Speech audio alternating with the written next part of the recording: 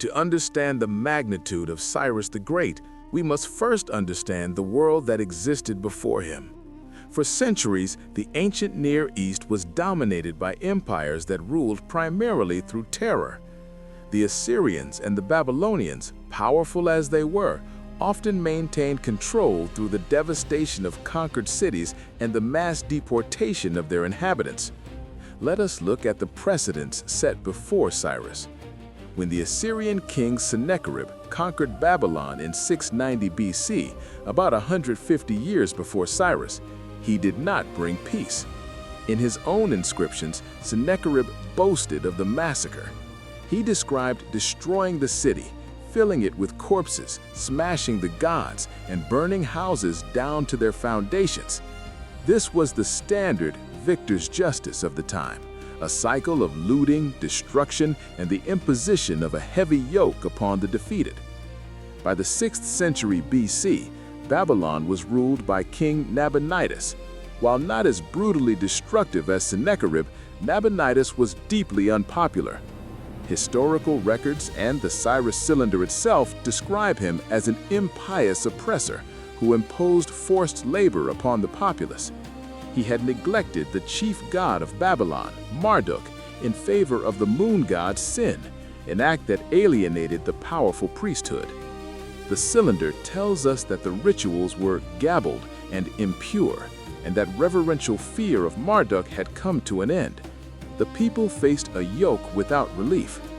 The ancient world was a place where the legitimacy of a ruler was often measured by his capacity for violence.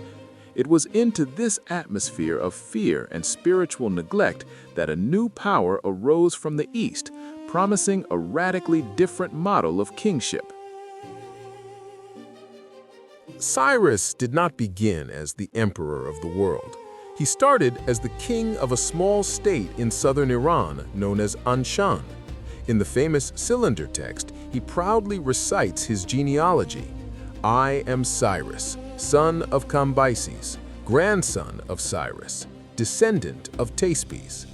This lineage established his legitimacy, portraying him as a perpetual seed of kingship. Around 550 BC, this Persian prince began an unprecedented expansion. He conquered the Medes, the Lydians, and eventually controlled a territory stretching from the Aegean Sea to Central Asia. But Cyrus was not merely a warlord. He was a master of strategy and image.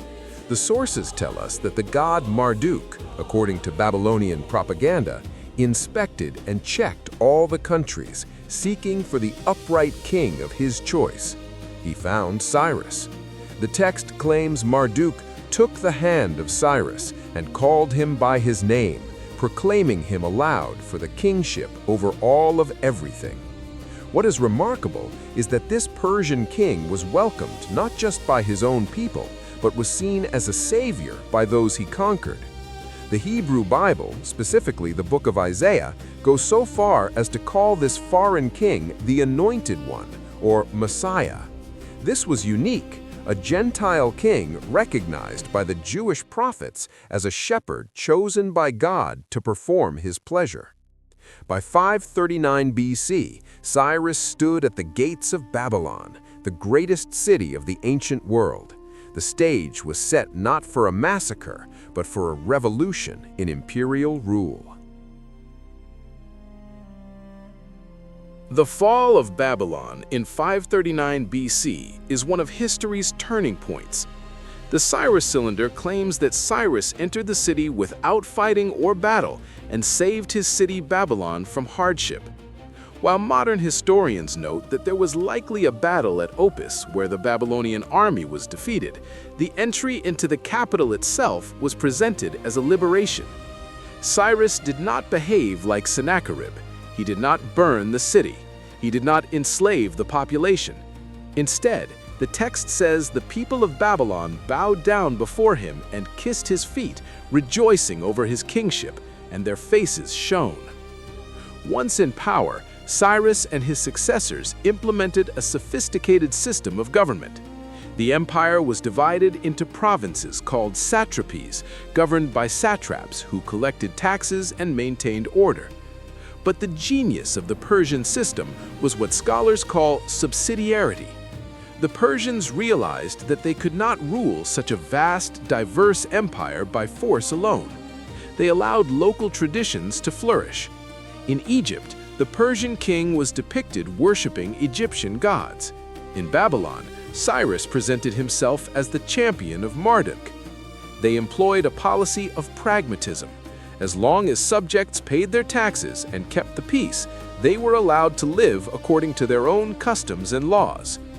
Unlike the empires of old that relied on slave labor for their monuments, there is evidence from Persepolis of paid laborers, including women, who received rations and wages based on their skills. This was an empire built on organization and integration rather than purely on extraction. The physical embodiment of this policy is the Cyrus Cylinder, discovered in Babylon in 1879 by Hormuzd Rassam. It is a barrel-shaped clay object covered in Akkadian cuneiform script.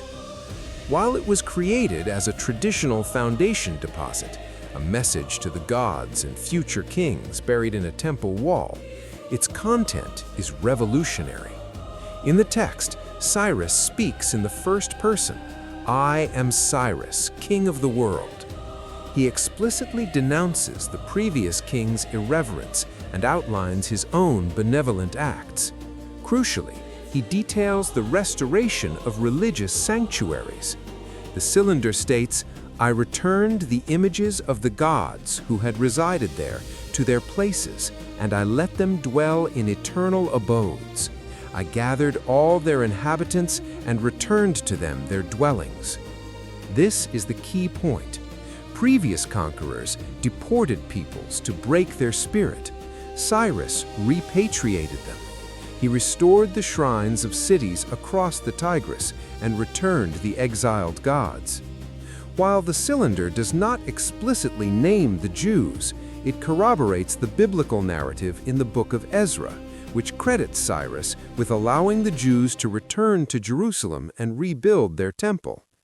This policy of returning displaced peoples and restoring their temples was a reversal of the Assyrian and Babylonian policy of deportation. It was, as former British Museum director Neil MacGregor put it, a new kind of statecraft, the first attempt to run a society with different nationalities and faiths living together. The legacy of Cyrus extends far beyond the clay of the cylinder.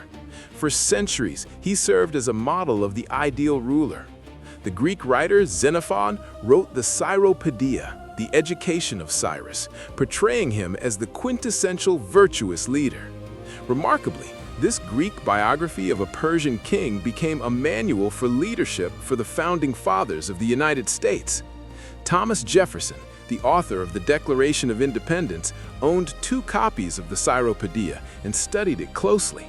The idea of a secular government that respects religious freedom, a separation of church and state, can be traced back to the administrative practices of Cyrus.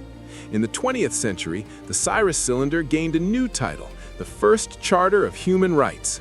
This interpretation was famously promoted by the Shah of Iran in 1971 and later adopted by the United Nations, which keeps a replica of the cylinder in New York.